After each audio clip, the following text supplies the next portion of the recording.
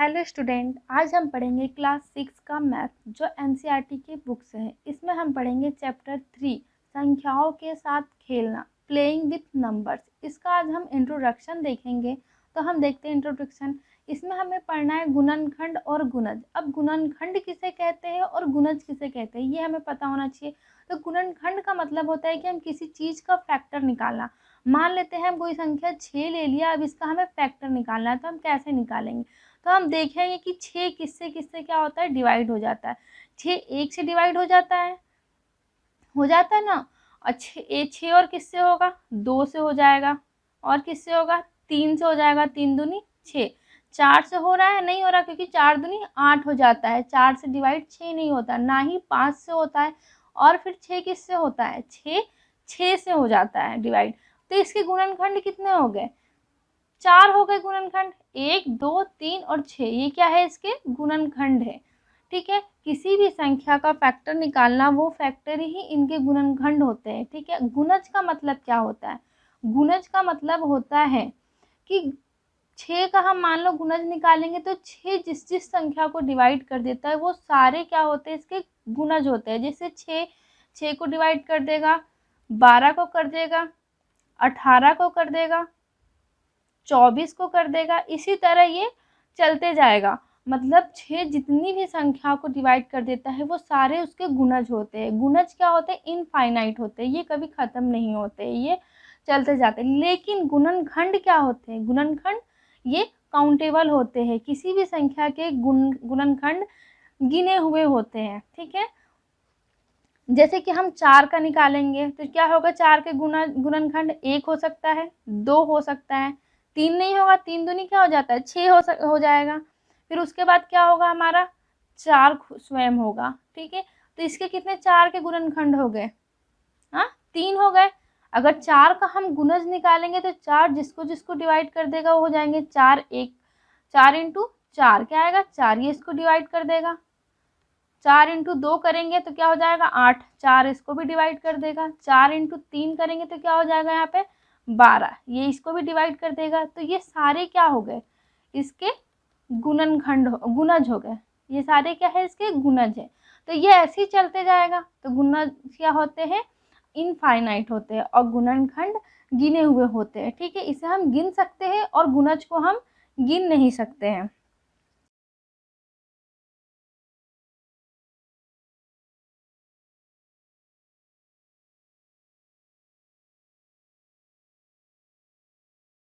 यहाँ क्या बोल रहा है, किसी संख्या का गुणनखंड उसका एक पूरा पूरा विभाजक होता है। कहने का मतलब है कि किसी भी संख्या का गुणनखंड क्या होता है, उसका पूरा पूरा विभाजक होता है, मतलब पूरा पूरा डिवाइड हो जाता है। जैसे कि हम यहाँ 4 का ही ले लेते हैं। 4 को अगर हम 1 से डिवाइड करेंगे तो क्या होगा, 4 टाइम में ये डिवाइड हो जाएगा, क्या बच जाएगा हमारा 0, मतलब पूरा पूरा डिवाइड हो गया। इसी तरह अगर हम 2 से करेंगे तो क्या होगा, 2 दूनी 4, ये क्या हो जाएगा 0, ये पूरा पूरा डिवाइड हो जा रहा है। इसी तरह हम 4 को 4 से करेंगे तो ये भी डिवाइड हो जाएगा। तो ये क्या होता है, इसके गुणनखंड है ये 1 2 4, ये क्या हो रहा है, चारों से पूरा पूरा डिवाइड हो जा रहा है, यही हो जा रहा है पूरा पूरा विभाजक होता है। ठीक है, और यहाँ क्या, एक संख्या अपने प्रत्येक गुणनखंड का एक गुणज होती है। एक संख्या क्या मतलब, ये 6 क्या है, प्रत्येक गुणनखंड का गुणज होती है। मतलब क्या होगा इसका, 6 का क्या होगा, ये गुणनखंड मतलब गुणज होगा, 6 को डिवाइड कर देगा। 6 ही 12 को भी डिवाइड कर दे रहा है, क्या हो रहा है, ये गुणनखंड है, इसके गुणनखंड हुए और ये इसको डिवाइड कर दे रहा है। तो 6 के गुणज क्या है, मल्टीपल है, मतलब ये 6 सभी को डिवाइड कर देगा। मतलब 6 12 18 24 ये सबको क्या कर रहा है, ये डिवाइड कर दे रहा है। तो यहाँ यही बोला है, एक संख्या अपने प्रत्येक गुणनखंड का एक गुणज होती है। अब हम देखेंगे क्या है फर्स्ट पॉइंट, एक प्रत्येक संख्या का एक गुणनखंड होती है। मतलब किसी भी संख्या का एक गुणनखंड क्या होता है, एक। मान लेते हैं हम 6 का एक गुणनखंड क्या है, सबसे पहला गुणनखंड 1 है। एक ऐसी संख्या है कि किसी भी नंबर का वो एक गुणनखंड होती है। जैसे कि हम 12 का ले लें तो 12 का भी एक क्या होगा, गुणनखंड होगा। 11 का ले लेंगे तो क्या होगा, एक, ये भी गुणनखंड। मतलब कोई भी संख्या का एक क्या होता है, वो गुणनखंड होता है। ये कंपलसरी होते हैं सभी संख्याओं के लिए।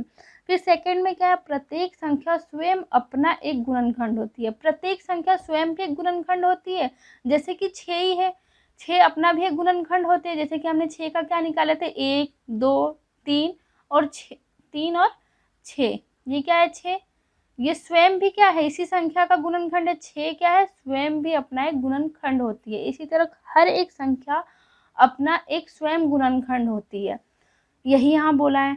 यहाँ थर्ड पॉइंट में क्या है, एक संख्या का प्रत्येक गुणनखंड, एक संख्या का प्रत्येक गुणनखंड उस संख्या का एक पूरा विभाजक होता है। अभी हमने पढ़ा था कि कोई भी संख्या का क्या होता है, जो गुणनखंड, वो उनके पूरे पूरे विभाजक होते हैं। हमने अभी करके देखा था, जैसे 4 का किया था, वैसे हम 6 का भी कर सकते हैं। 6 को हम 1 से डिवाइड करेंगे तो 6 टाइम में जाएगा, ये क्या है, इसके गुणनखंड है। इसी तरह हम 2 से भी करेंगे, 3 से करेंगे, 6 से करेंगे, वो पूरा पूरा विभाजक हो जाएगा। यहाँ यही बात बोली गई है।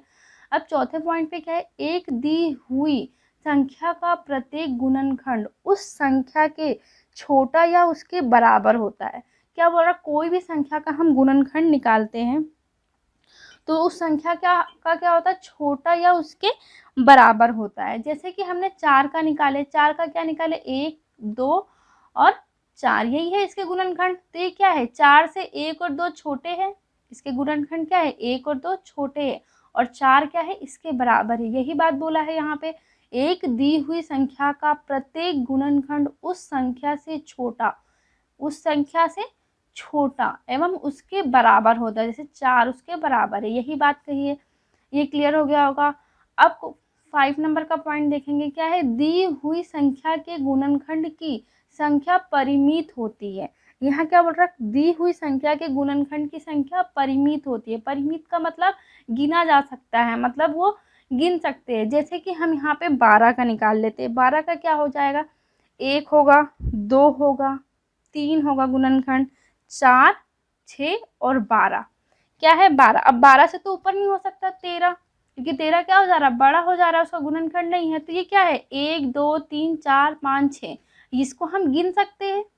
6 से ज़्यादा नहीं होंगे, ना ही कम होंगे। तो ये क्या है, इसीलिए कहते हैं परिमित का मतलब गिना जा सकता है। तो दी हुई संख्या के गुणनखंडों की संख्या परिमित होती है, जिसे हम गिन सकते हैं, यही है। अब 6 पॉइंट में, एक संख्या का प्रत्येक गुणज उस संख्या से बड़ा और उसके बराबर होता है। क्या बोल रहा है, उसके बड़ा और बराबर होता है। जैसे कि अभी हमने 6 का निकाले थे, तो क्या हो रहा था, 6 12 18 24 इसी तरह आ रहे थे। तो इसके क्या है, ये गुणज है। तो ये गुणज क्या हो रहे हैं हमारे, उस संख्या से 6 से क्या है, बड़े हैं सब, ये सारे क्या है, 12 18 24 बड़ा है, या बराबर, बराबर बोला है, 6 का आता है, तो ये क्या है, बराबर। तो ये क्या होता है, गुणज। गुणज में क्या होता है, सारे उसके गुणज बड़े होते हैं या तो उस संख्या के बराबर होते हैं। ठीक है। अब 7वें पॉइंट में क्या है, एक दी हुई संख्या के गुंजों की संख्या अपरिमित होती है। अपरिमित, एक दी हुई संख्या के गुंजों की संख्या क्या होती है, अपरिमित होती है। मतलब इसे हम गिन नहीं सकते, अनगिनत होते हैं।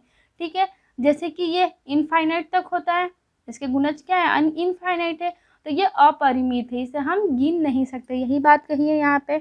फिर 8वें पॉइंट में क्या बोला है, प्रत्येक संख्या स्वयं का एक गुणज होता है। प्रत्येक संख्या क्या होता है, स्वयं का गुणज होता है। जैसे कि हमने 4 का निकाला, 4 क्या है, 4 भी तो एक गुणज है, तो ये भी इसका स्वयं एक गुणज होती है, वही बात बोला है यहाँ पे।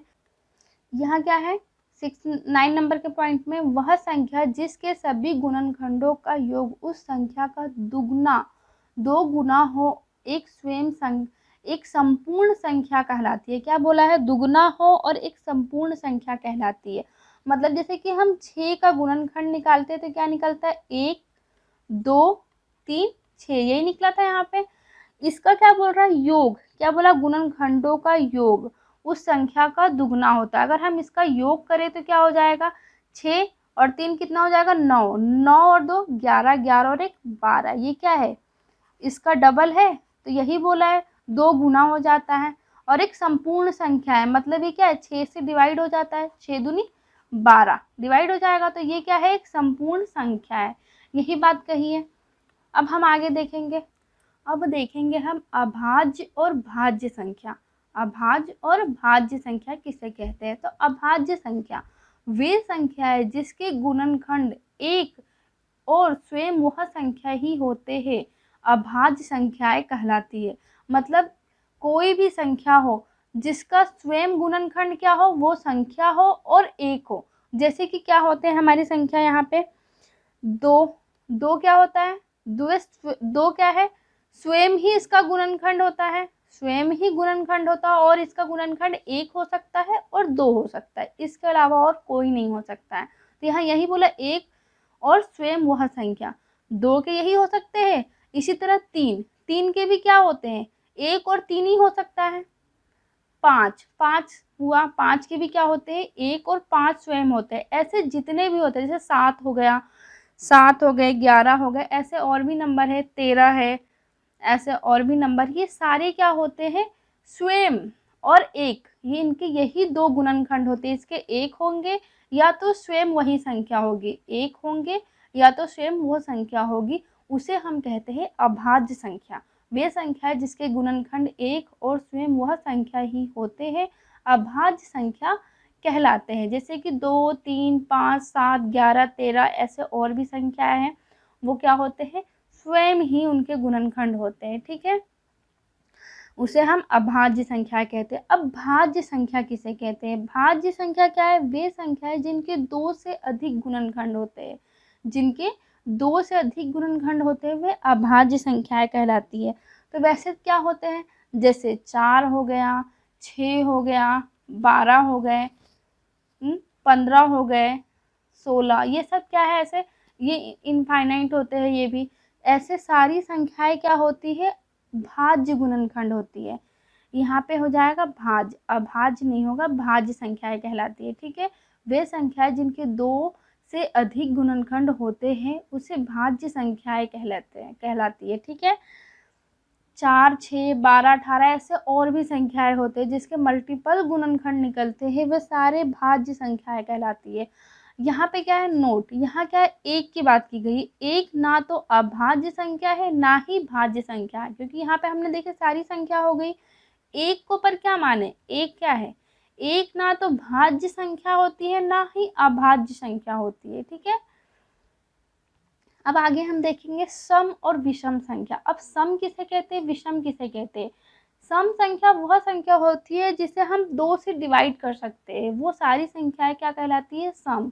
जैसे 4, 2, 2, 4, 6, 12, 8, 10, 12, 14, ये सारे क्या होती है? सम संख्या, जिसे हम दो से डिवाइड कर सकते हैं।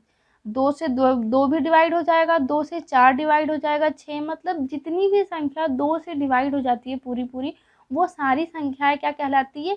सम संख्या कहलाती है, सम संख्या। ठीक है, और विषम किसे कहते हैं? विषम वह संख्या जो दो से क्या होती है? डिवाइड नहीं होती है, दो से भाग नहीं जाता है, वह संख्या विषम संख्या कहलाती है। ठीक है, जैसे कि 3, 5, 11, 13, ये सारी संख्या क्या होती है? दो से क्या होती है? डिवाइड नहीं होती है। 15, ऐसी जितनी भी संख्या है ये क्या कहलाती है? विषम संख्या कहलाती है, जो दो से डिवाइड नहीं होती है। ठीक है,